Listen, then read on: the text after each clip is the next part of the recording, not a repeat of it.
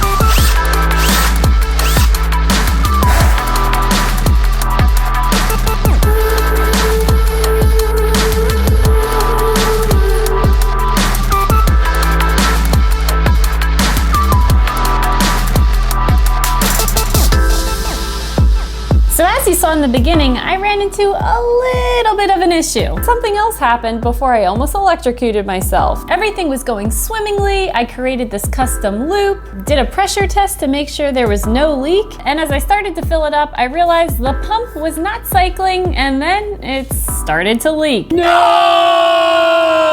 So after cleaning up, I realized this fitting right here was loose after I did my pressure test. I thought it was tight, clearly it wasn't. Because this is a Ryzen 5000 CPU, I thought perhaps because the BIOS hadn't been updated yet, maybe the CPU wasn't recognized. Honestly, I wasn't really sure, and I've only updated one BIOS before in this build. But before I could do that, I noticed that the coolant, it wasn't running through the system, and the CPU block was getting so hot. I mean, really hot. So I quickly turned it off, let the CPU cool down, and trying to avoid what happened to Kyle in his video, I used this air duster to blow cool air on the CPU as I updated the BIOS.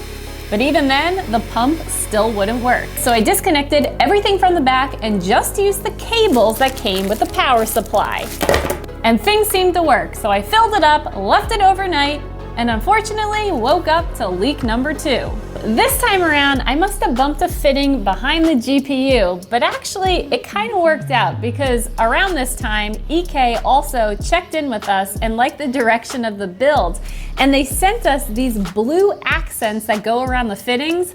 They actually come in a bunch of different colors, but since this is a blue theme, this couldn't be any more perfect. And if you look closely at the CPU block, there's also a blue accent ring around that too, which meant I had to take everything apart, including that quantum magnitude CPU water block, but it was definitely worth it because I think now it looks a little extra special. And I also had to swap out the riser cable on the GPU for a Gen 4. Originally, when I got this vertical mount, the only thing in stock was a Gen 3. Now, Lee does make a Gen 4, but I had to purchase this piece separately, which happened to come in right after leak number 2 occurred. So once everything was swapped out and I made sure there was no possible way for another leak, I turned on the power and then all of a sudden it tripped the fuse and it literally smelled like something was burning. At that point I'm like, all right, this doesn't make any sense. This had been running all night perfectly fine. Maybe there's something wrong with the power supply. So I get a duplicate power supply, use the same cables, turn it on, and well, the exact same thing happens. The good news, there was no leak. The bad news, well, I I toasted 2 power supplies. So I went upstairs, looked at my parts bin, and pulled out the Corsair SF750 that I had planned for another project. And boom, we were back in business. So I buttoned everything up. I added these brand new light blue cable extensions from Cable Mod, and then I installed 2 Samsung 870 QVO 8TB SSDs in the back. Now I'm sorry for not actually filming that install. In the future, I should probably just set up a camera in the back that's just constantly running. But at that point, it had been about 48 hours of problem solving, and I just had to get this thing up and running.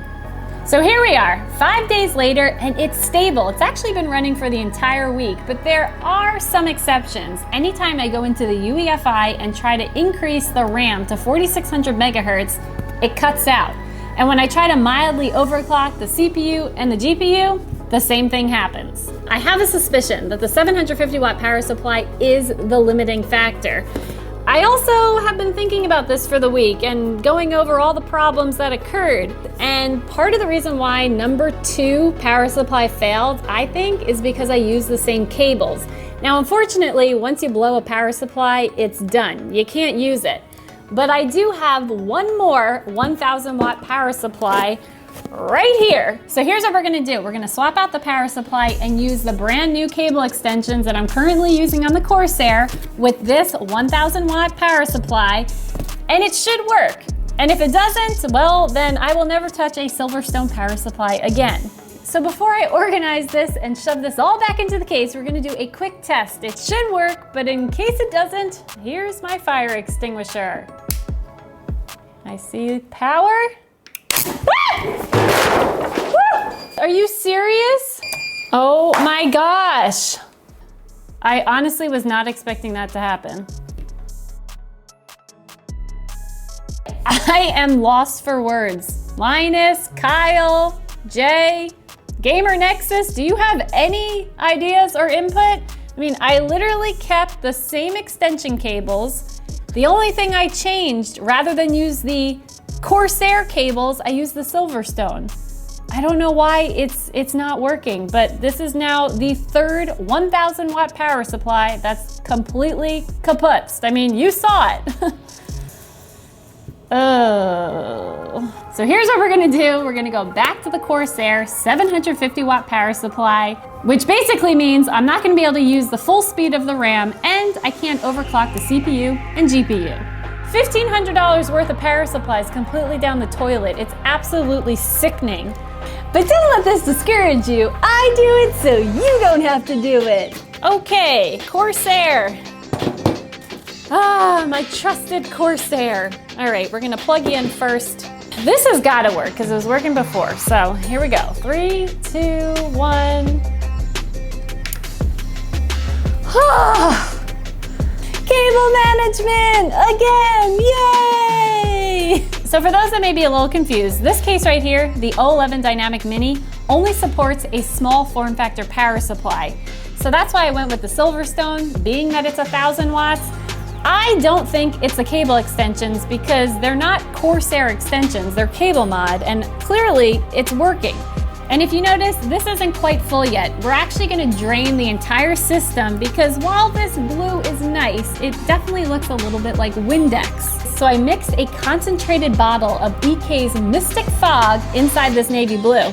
Now I'm not quite sure if it's gonna make that big of a difference. EK offered to send me more, but honestly, I just have to get this video done because I have 4 more builds I have to get to.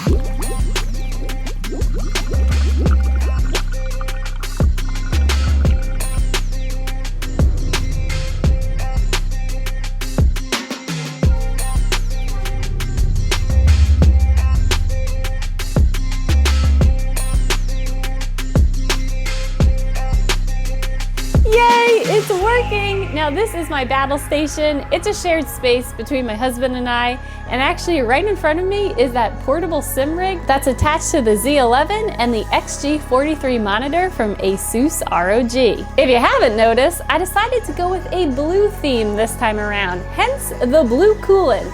And I love how nicely it brings everything together. So, what else do I have up here?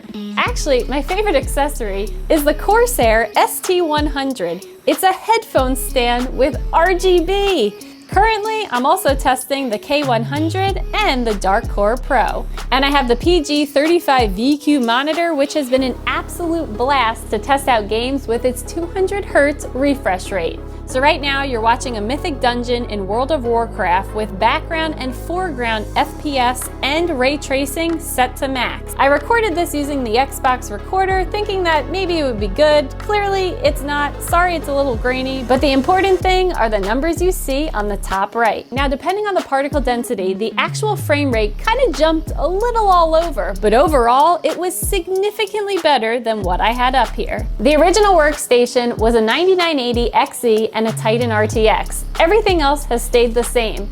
And with that old rig, I maxed out at about 60 frames per second. But this gets even more interesting when we jump over to a shooter like PUBG, which historically, I think a lot of players struggle to find stable performance when max settings are turned on. But look, I know there was a major overhaul to the game last year, but it's so stable.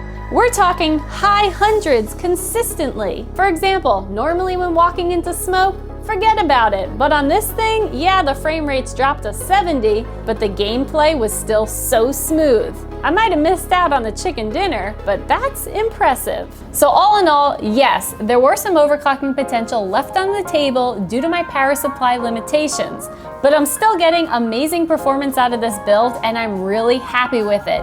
Could it have been easier? Yeah. Building on this formula board wasn't the easiest because there are 2 inlets and 2 outlets, which doubled the work as I was planning my loop. If they made a pre-made board like the Z590 Maximus 13 Glacial, or if EK makes a VRM bridge like they did for the Maximus formula board, I think it would be easier to work with this motherboard. But my most favorite piece undoubtedly is the pre-made 3090. As I was building this and spent the week stress testing, I kept on thinking about the pros and cons. Sure, this pre-made takes away any fear of dismantling a 3090, but I gotta show you something. When you compare it to a Strix 3090 water block, you can see how much longer the Strix block is in comparison to this pre-made, which is something you need to consider when you're building in an 011 Dynamic Mini.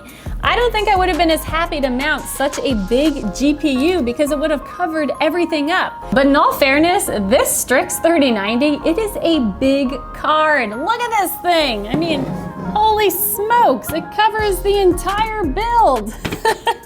Actually, if you are a Twitch subscriber, if you don't already know, you have a chance to win a brand new Strix 3090. I will be announcing a winner next month, but you have to be a subscriber on Twitch.